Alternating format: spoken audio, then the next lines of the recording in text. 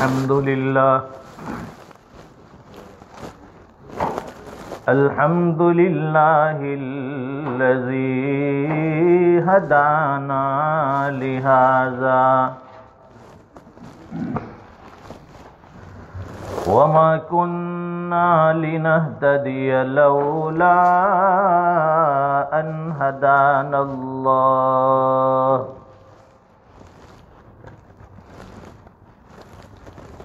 لقد جاءت رسل ربنا بالحق صلوات الله وسلام على سيدنا محمد المصطفى وعلى آله وأصحابه أجمعين أما بعد فأعوذ بالله من الشيطان الرجيم بسم الله الرحمن الرحيم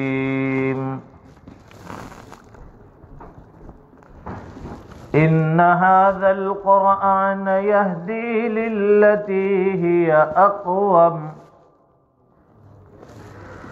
ويبشر المؤمنين الذين يعملون الصالحات أن لهم أجرا كبيرا صدق الله العظيم. درود پاک. اللهم صل على سيدنا ومولانا محمد وعلى آل سيدنا محمد وبارك وسلم. بزرگان محترم، نوجوانان اسلام اور گھروں میں بیٹھ کر سننے والی پیاری اسلامی مائیں اور بہنیں،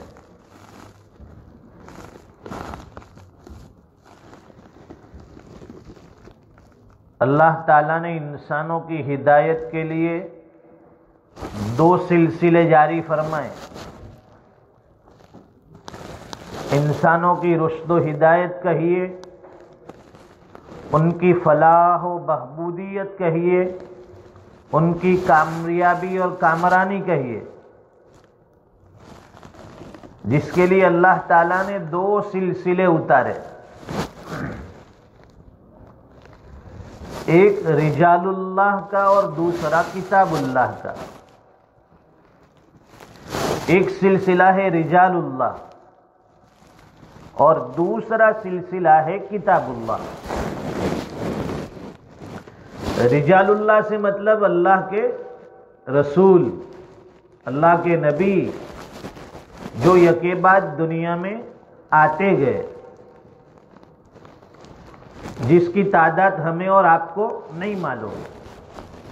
کم و بیش 1,24,000 انبیاء دنیا میں تشریف لائے، اور پھر سب نبی اور رسولوں کے ساتھ کچھ نہ کچھ آسمانی کتابیں اور صحیفے بھی اللہ تعالیٰ نے اتارے.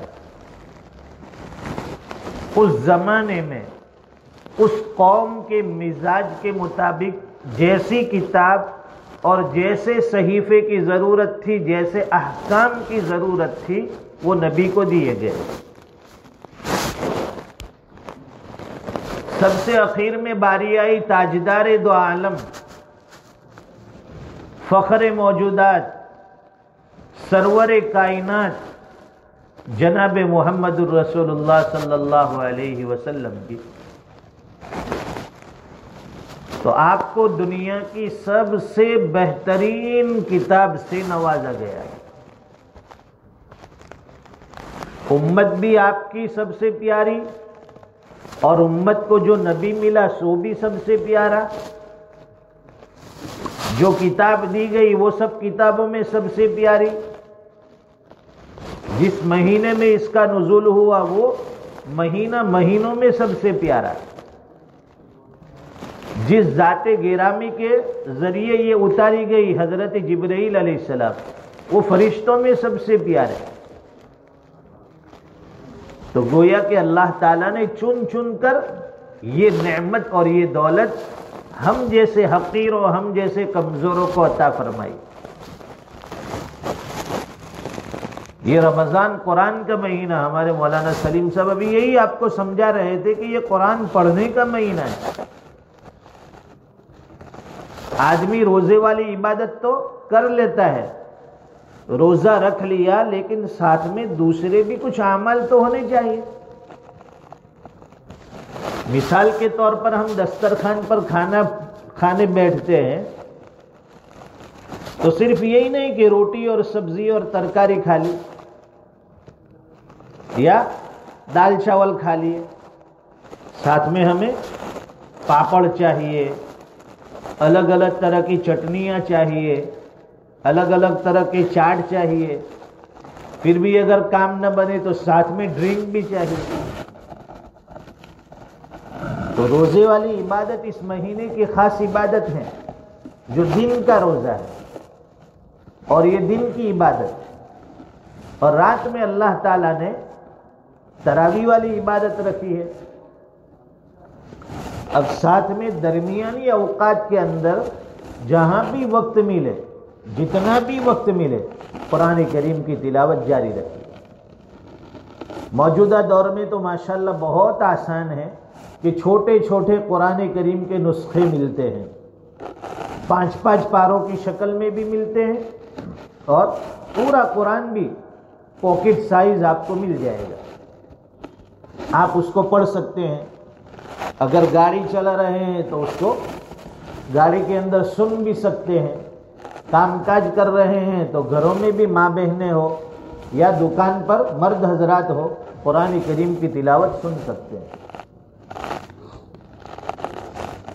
صاحب فتاوی رحیمیہ حضرت مولانا سید مفتی سید عبد الرحیم لاجپوری رحمۃ اللہ علیہ، جن کی فتاوی رحیمیہ پوری دنیا میں مشہور ہے، کئی جلدوں میں لکھی گئی. ان کا ایک عمل ہم نے خاص دیکھا. 100 سال کے قریب عمر ہوئی، 100 سال سے زائد. آخری عمر میں صاحب فراش بھی تھے. ظاہر ہے کہ 100 سال کی عمر ہو تو بینائی بھی کمزور، آدمی خود نہیں پڑھ سکتا ہے. جب بھی ان کے وہاں حاضری ہوئی، جانا ہوا حضرت کے یہاں، تو ہمیشہ کسی نہ کسی خادم کے پاس وہ، چاہے وہ ظہر کے بعد کا وقت ہو اور عصر سے مغرب کا وقت، تو خاص طور پر حضرت کے یہاں قرآن کریم کی تلاوت جاری رہتی تھی. کوئی نہ کوئی آ کر قرآن کریم سناتا رہتا تھا. حضرت گردن جھکا کر قرآن کریم پڑھتے رہتے. جتنی قرآن کریم سے عظمت ہوگی، محبت ہوگی، اللہ تعالیٰ دل کی گندگیاں دور فرمائیں گے. تلاوت قرآن سے کا سب سے بڑا فائدہ کیا ہے کہ دل کا زنگ دور ہوتا ہے. یہ ہمارا دل میلا ہو گیا ہے، تو اس کا میل کچیل، اس کی گندگی قرآن کریم کی تلاوت سے دور ہو جاتی ہے. اور دوسرا فائدہ یہ ہے کہ اللہ کی محبت میں ترقی ہوتی ہے، کیونکہ یہ قرآن اللہ کا کلام ہے. اللہ کے کلام کو پڑھیں گے تو اللہ کی محبت میں زیادتی ہوگی. ایک مرتبہ حضور پاک صلی اللہ علیہ وسلم مسجد میں تشریف لائے. جب مسجد میں تشریف لائے تو تہجد کا وقت تھا. رمضان میں تہجد کا بھی اہتمام ہونا چاہیے. عام دنوں میں تو نہیں کر سکتے، لیکن رمضان تو اس کا خاص موقع ہے کہ بھئی افطار رمضان میں سحری سے پہلے یا سحری کے بعد جیسا وقت ملے، 2 رکعت، 4 رکعت، 8 رکعت، اللہ جو بھی توفیق دے، روزانہ اس کا اہتمام کرو. صحابہ کرام کا اس پر مضبوطی سے عمل رہا.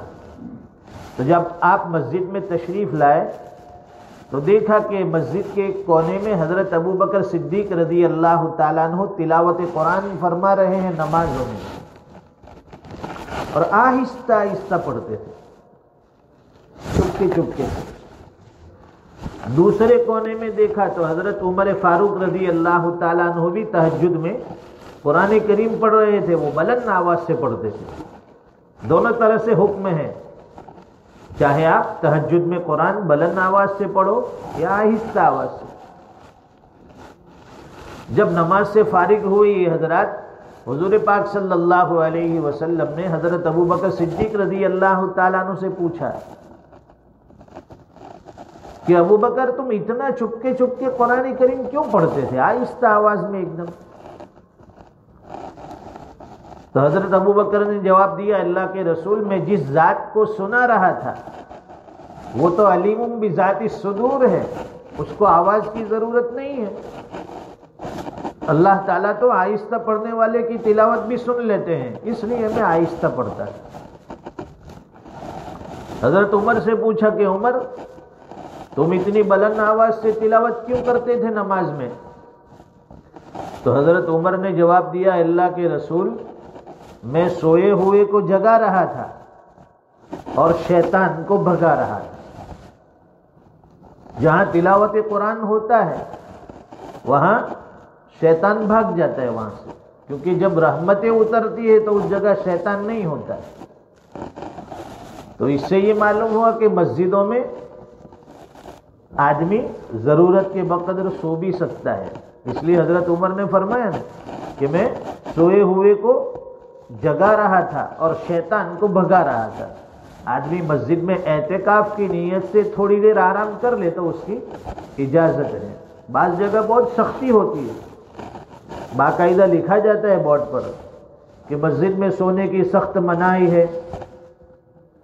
ارے بھائی یہ مسجد اللہ کا گھر ہے، آدمی یہاں عبادت کرے گا، اعمال کرے گا تو کبھی تھک بھی جائے گا، تھوڑی دیر آرام کر لیا کوئی مذائقہ نہیں، لیکن اعتکاف کی نیت سے. حضور پاک صلی اللہ علیہ وسلم نے ابوبکر رضی اللہ تعالیٰ عنہ سے فرمایا کہ ابوبکر تم تھوڑا بلند آواز سے پڑھو، اتنی آہستہ آواز سے مت پڑھو. اور حضرت عمر سے فرمایا کہ عمر تم برابر زور زور سے پڑھتے تھے، اپنی آواز کو تھوڑا پست کر دو. یعنی یہ سوئے ہوئے ہیں، ان کو جگانے کی ضرورت نہیں ہے، اپنے اپنے وقت پر جاگ جائیں گے اور شیطان تو بھاگنے والا ہے. ویسے بھی حضرت عمر کو دیکھ کر وہ بھاگ جاتا تھا. جس گلی سے گزرتے تھے حضرت عمر، اس گلی سے حضرت عمر گزرتے تھے، شیطان کبھی مجال نہیں کہ اس گلی سے گزر جائے.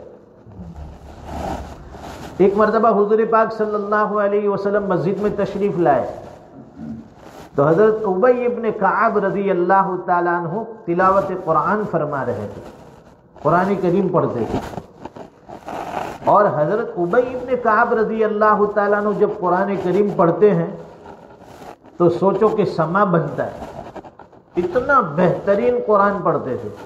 اور صحابہ کرام میں یہ قاری کے نام سے مشہور تھے، امت کے قاری ہے یہ حضرت ابی ابن کعب رضی اللہ تعالیٰ عنہ، اتنا بہترین قرآن پڑھتے تھے. ان کی تلاوت حضور پاک صلی اللہ علیہ وسلم بھی سن رہے ہیں. لیکن جب حضور کو مسجد میں تشریف لاتے ہوئے دیکھا تو حضرت ابی ابن کعب اسٹاپ ہو گئے، رک گئے، تلاوت بند کر دی. اللہ کے رسول صلی اللہ علیہ وسلم نے فرمایا کہ ابی کیوں خاموش ہو گئے، پڑھو قرآن کریم کی تلاوت جاری رکھو.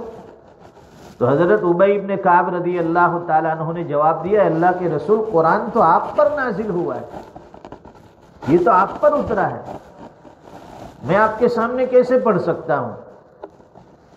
تو حضور پاک صلی اللہ علیہ وسلم نے فرمایا کہ پڑھو، مجھے ایسا حکم ملا ہے. یعنی اوپر سے اللہ کی طرف سے حکم ملا ہے کہ ابی ابن کعب کا قرآن سنو. تو حضرت ابی ابن کعب رضی اللہ تعالیٰ عنہ بھی نبض شناس تھے، رمز شناس. یہ ذرا پوچھ تو لے کہ اوپر سے کہاں سے آرڈر آیا ہے. تو پوچھا کہ اللہ سمانی، کہ کیا اللہ تعالیٰ نے میرا نام لے کر کہا؟ حضور پاک صلی اللہ علیہ وسلم نے فرمایا نعم اللہ سماک، اللہ نے تمہارا نام لیا کہ ابی ابن کعب سے کہو قرآن کریم سنائیں. اے محبوب آپ بھی ابی ابن کعب کا قرآن سنو اور میں پروردگار بھی ان کا قرآن سنوں گا.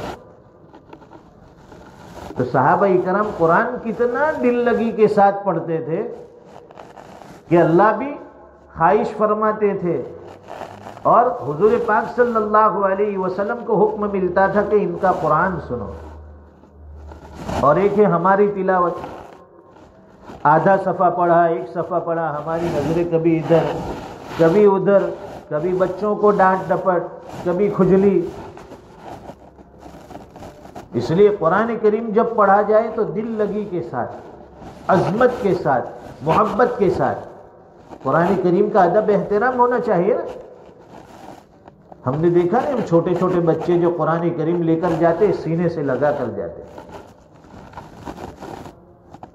اور عربوں کو آپ نے دیکھا وہاں مسجد نبوی میں اور حرم میں بیٹھے قرآن کریم کا کوئی ادب احترام نہیں، ایسے جبہ پہنا ہے اندر تو خالی، لمبے پیر کر کے، اور قرآن کریم یہاں نیچے رکھ کر پڑھ رہے، کوئی ایسے گود میں لے کر قرآن کریم پڑھ رہا ہے، اور جب وہ چلیں گے تو قرآن کریم ایسے ہاتھوں میں ہوگا لٹکا کر وہ چلتے ہیں۔ اس کی تعظیم ضروری ہے قرآن کریم، یہ کوئی ایسی ویسی کتاب نہیں ہے، یہ سینے سے لگانے کی کتاب ہے، یہ چومنے کی کتاب ہے، اس کی بے حرمتی بے ادبی نہیں، ورنہ نسلوں کی نسل تباہ و برباد ہو جاتی ہے۔ ایک مرتبہ سیدہ فاطمہ الزہرا رضی اللہ تعالیٰ عنہ، سردیوں کی لمبی رات، صحابہ کرام کا تو کام یہ ہے نمازیں پڑھنا، تلاوتیں کرنا، دعائیں کرنا، تو وہ بھی تہجد کے وقت کھڑی ہو گئی، سردیوں کی لمبی رات میں تہجد کے لیے نیت باندھی، 2 رکعت کی، قرآن کریم کی تلاوت شروع کی۔ اب جو تلاوت شروع کی تو اتنا مزہ آ رہا ہے پڑھنے میں، وہ 2 رکعت ختم نہیں ہوتی، جب سلام پھیرتی ہے تو سلام پھیر کر دیکھتی ہے تو تہجد کا وقت ہو گیا 2 رکعت میں، یعنی سوچو کہ آدھی رات سے زائد وہ تہجد میں 2 رکعت میں کھڑی رہی، اور تہجد کا وقت ختم، صبح صادق ہو گئی، ہاتھ اٹھا کر دعا مانگنے لگی، یا الہ العالمین، اے مالک کائنات، اے رب ذوالجلال، تیری رات بھی کتنی چھوٹی ہے، ابھی میں نے صرف 2 رکعت نماز کی نیت باندھی اور تیری رات ختم ہو گئی۔ ان حضرات کو راتوں کے چھوٹا ہونے کا شکوہ تھا عبادت کے لیے، تاکہ ہم زیادہ عبادت کر سکیں، اور ہمیں شکوہ ہوتا ہے گھڑی دیکھ دیکھ کر سوتے ہیں، اتنے بجے اٹھنا ہے، اتنے بجے واش روم جانا ہے، اتنے بجے پھر جاب اسٹارٹ کرنا ہے، بھاگم بھاگی والی لائف، چین سکون نہیں ہے زندگی میں، آؤ اٹھو کماؤ کھاؤ، جاب پر جاؤ، پھر سو، پھر اٹھو، پھر جاؤ، بے اطمینانی والی زندگی۔ اللہ تعالیٰ سکون والی زندگی سب کو نصیب فرمائے۔ ایک مرتبہ ایک جہاد سے واپسی پر حضور پاک صلی اللہ علیہ وسلم اور مسلمانوں کا لشکر ایک جگہ کے اوپر پڑاؤ ڈالا۔ یہ سب قرآن کریم کی عظمت پر باتیں سنا رہا ہوں۔ ہمارے مولانا سلیم نے بھی یہی کہا، تو میں نے سوچا کہ میں بھی 2-4 باتیں اسی قرآن کی نسبت سے سنا دوں۔ یہ رمضان قرآن کا مہینہ ہے، اور حقیقت میں واقعیتاً یہ قرآن کا مہینہ ہے، جس کا نزول اس مہینے میں ہوا ہو تو اس کتاب کی عظمت اور قدر ہمیں کرنی چاہیے۔ 2 صحابی جن کو بلایا حضور پاک صلی اللہ علیہ وسلم نے، اور ان کی ڈیوٹی لگا دی، بھئی یہ مسلمانوں کا لشکر ہے، رات کا وقت ہے، آرام کا تقاضا ہے، سب لوگ آرام کریں گے، اب مسلمانوں کے اس لشکر کی پہرے داری اور ان کی حفاظت بھی ضروری ہے کہ رات کے وقت کوئی دشمن حملہ نہ کر دے اچانک۔ تو آپ نے 2 صحابہ اکرام کو بلایا اور اس کے بعد ان کو ڈیوٹی لگا دی کہ بھئی دیکھو فلاں وقت سے لے کر صبح ہونے تک تمہاری یہ ڈیوٹی ہے کہ تم جاگ کر مسلمانوں کے اس لشکر کی پہرے داری کرو گے۔ وہ دونوں صحابی تیار ہو گئے، وہ تو جانثار تھے، فداکار تھے صحابہ کرام، کوئی بات ان کی زبان پر نہ کی نہیں ہوتی، حضور کا فرمان آ جائے سب چیز ختم۔ دونوں صحابی کو پہاڑ کی چوٹی پر چڑھا دیا کہ وہ چوٹی کے اوپر، بلندی کے اوپر چڑھ جاؤ کہ وہاں سے چاروں طرف نظر آئے گا کہ دشمن کس طرف سے آئے گا اور حملہ کرے گا۔ وہ دونوں صحابی چوٹی کے اوپر چڑھ گئے، رات کا وقت ہے، تھوڑی دیر تو دونوں جاگتے رہے، پھر آپس میں مشورہ کیا کہ دونوں اسی طرح سے اگر جاگتے رہے تو وقت بھی ضائع ہوگا، دونوں کے آرام میں بھی خلل ہوگا، اس لیے بہتر یہ ہے کہ آدھی رات تم جاگ لو یا تم سو جاؤ، میں جاگ لیتا ہوں، اور پھر آدھی رات کے بعد میں تمہیں جگا دوں گا، پھر تم جاگ لینا، میں سو جاؤں گا۔ اس طرح انہوں نے اپنی ڈیوٹی کو آدھا آدھا کر دیا، انتخاب کر لیا۔ ایک صحابی سو گئے، اب دوسرے صحابی وہ جاگ رہے ہیں، انہوں نے سوچا کہ ویسے بھی جاگ کر کیا ملنے والا ہے، چلو نماز پڑھتے ہیں، اللہ کا قرآن پڑھتے ہیں، ہمیں تو نماز میں اور قرآن کی تلاوت میں نیند آ جاتی ہے۔ ایک صاحب ملے چند دن پہلے، پوچھا کہ قرآن پڑھتے ہو کہ نہیں؟ کہ ابھی تو کیا بتاؤں مفتی صاحب، پاؤ پارا پڑھتا ہوں تو ایسے نیند کے جھونکے جھٹکے لگتے ہیں، بستر پہ نیند نہیں آتی ہے، کیسے بستر پہ ایک ایک گھنٹے تک لیٹتا ہوں، کبھی ادھر کبھی ادھر کبھی ادھر کبھی ادھر، لیکن جیسے ہی قرآن کھولتا ہوں پاؤ پارا ہوتا ہے اور نیند کے جھونکے اور جھٹکے لگتے ہیں۔ یہ ساری سکینت تجھ پر ہی نازل ہوتی ہے، یوں سمجھو اللہ کی رحمتیں تجھ پر برستی ہے کہ تو تلاوت بھی نہیں کر سکتا، پاؤ پارا بھی کیا میں نہیں پڑھ سکتا ہوں۔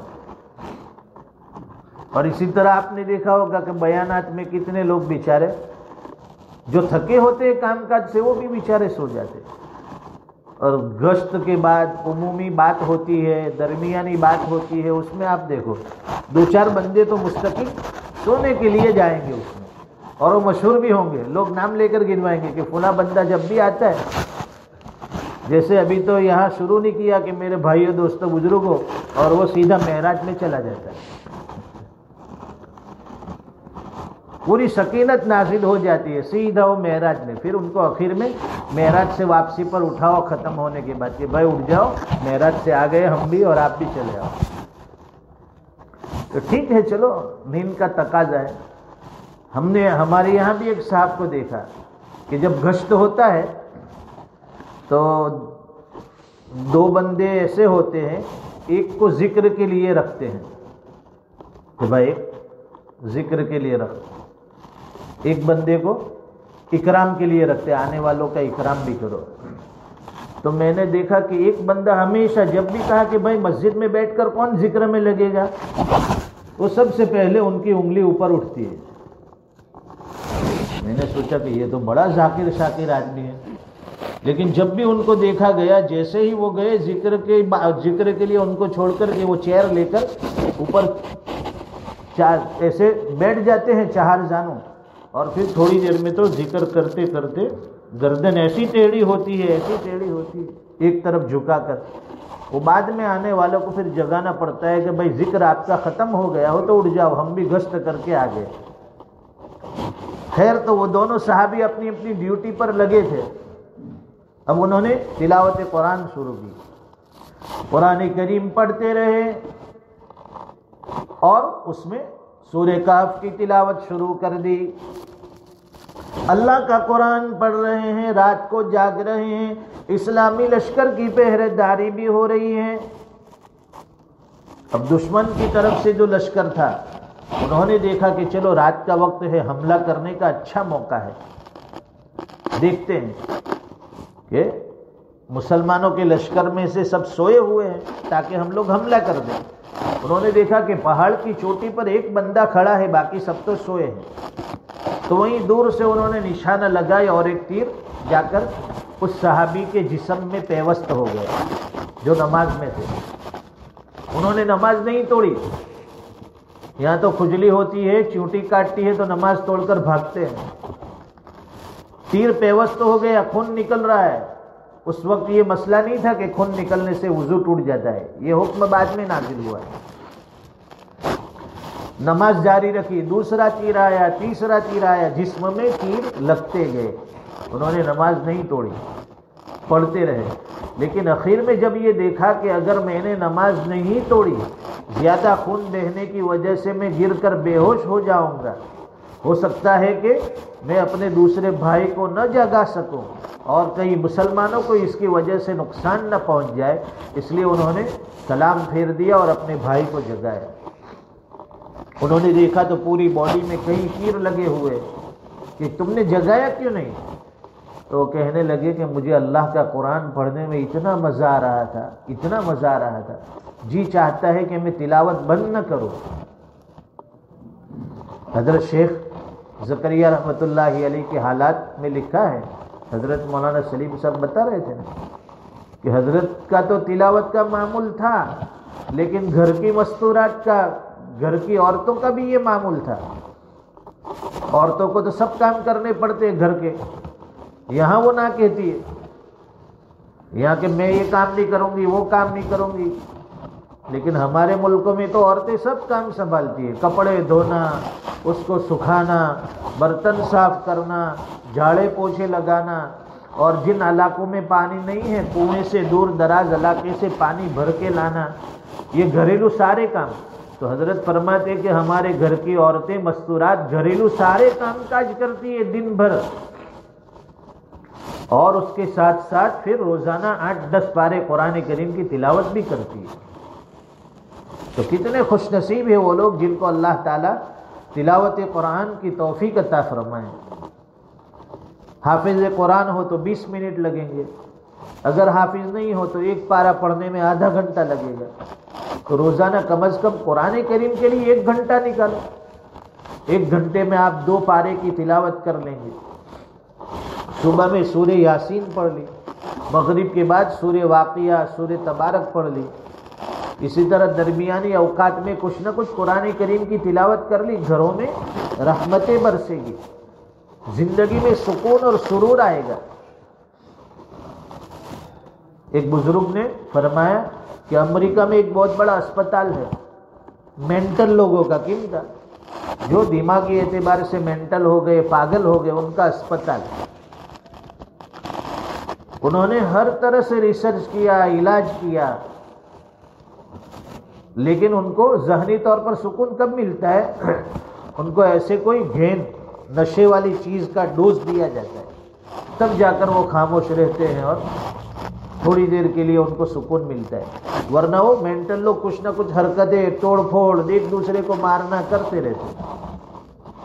تو بزرگ فرماتے ہیں اللہ والے کہ میرا اس اسپتال میں جانا ہوا صبح صبح فجر کی نماز کے بعد، تو میں نے اس اسپتال میں دیکھا گوروں کا، انگریزوں کا اسپتال ہے، نان مسلم، لیکن اس میں دیکھا میں نے تو وہاں صبح صبح جو ہے وہاں جو لاؤڈ اسپیکر تھے اس میں سورہ فاتحہ کی تلاوت ہو رہی تھی،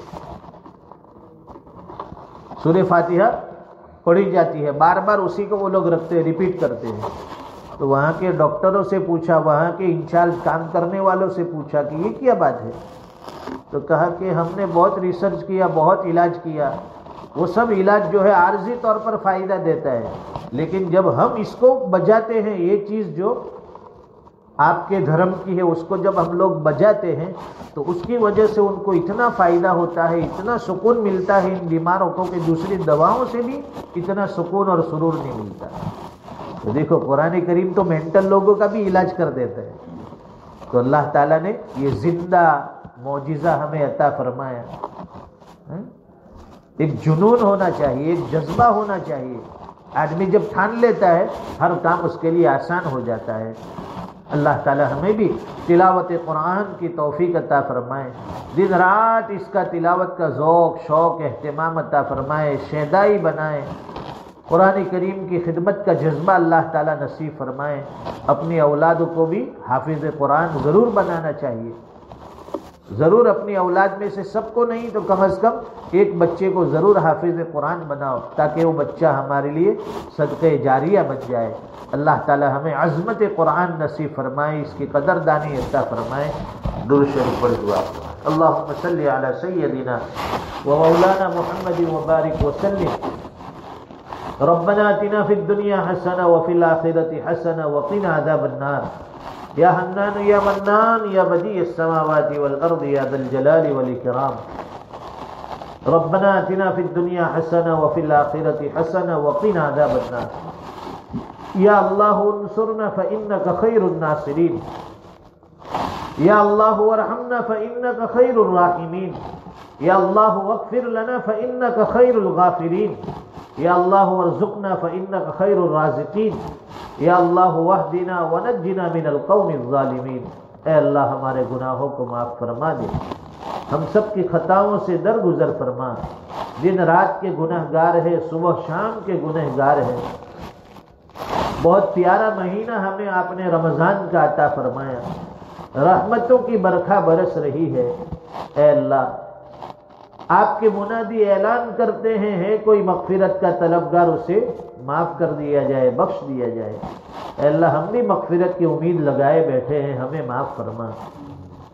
دوسری طرف اعلان ہوتا ہے کوئی حالات سے دو چار پریشان کہ اس کے حالات دور کیے جائے۔ اے اللہ ہم سب بھی اپنے اپنے اعتبار سے پریشان ہیں، نجی زندگی میں پریشانی ہے۔ اے اللہ سکون اور سرور والی زندگی عطا فرما، عفو درگزر کا معاملہ فرما۔ اے اللہ عافیت والی زندگی عطا فرما، سکون اور اطمینان والی زندگی عطا فرما، عبادتوں والی زندگی عطا فرما، آپ کی رضامندی والی زندگی عطا فرما۔ اے اللہ ہم سب کی عمر میں، علوم میں، رزق میں، صحت میں، جان میں، مال میں خوب برکتیں عطا فرما، آپ کی رضامندی والی زندگی عطا فرما، تقوی کی دولت سے مالا مال فرما۔ اے اللہ آپ ہمیں متقی دیکھنا چاہتے ہیں، ہمیں متقی بنا دیجئے، ہمیں پرہیزگار بنا دیجئے، آپ جیسا ہمیں دیکھنا پسند کرتے ہیں ویسا ہمیں بنا دیجئے۔ اے اللہ ہم چاہے یا نہ چاہے ہم سے دین کے کام لے لیجئے، ہمیں محروم نہ فرما، ہماری اولاد کو، ہمارے اہل و عیال کو محروم نہ فرما، ہم سب کو اپنی دین کی خدمت کے لیے قبول فرما، دین کی سمجھ بوجھ عطا فرما، دین کی فہم نصیب فرما۔ اے اللہ آپ کی معرفت والی زندگی عطا فرما، عبدیت والی زندگی عطا فرما، قرآن کریم سے والہانہ عشق عطا فرما، اس کی تلاوت کا ذوق شوق عطا فرما۔ اے اللہ ہمارے گھروں میں چین سکون اطمینان نصیب فرما، معاشرے کے بگاڑ دور فرما، عالم اسلام کے مسلمانوں کی جان مال عزت آبرو ایمان و اسلام کی حفاظت فرما۔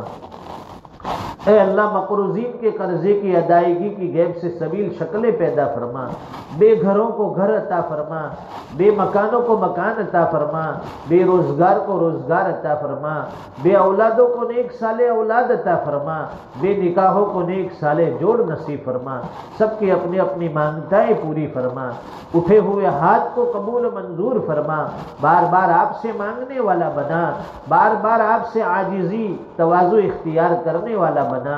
اے اللہ ہماری نیتوں کو درست فرما، اخلاص اور للہیت عطا فرما، ریاکاری سے، دکھلاوے سے، اے اللہ کبر سے ہم سب کی پوری حفاظت فرما۔ اے اللہ جو دین کی نسبت سے بات کہی گئی سنی گئی اس پر عمل کی ہمیں توفیق عطا فرما، جو کمی کوتاہی رہی ہے اللہ معاف فرما، لغزشوں کو معاف فرما۔ ربنا تقبل منا انك انت السميع العليم وتب علينا انك انت التواب الرحيم وصلى الله على النبي الكريم آمين برحمتك يا رحمن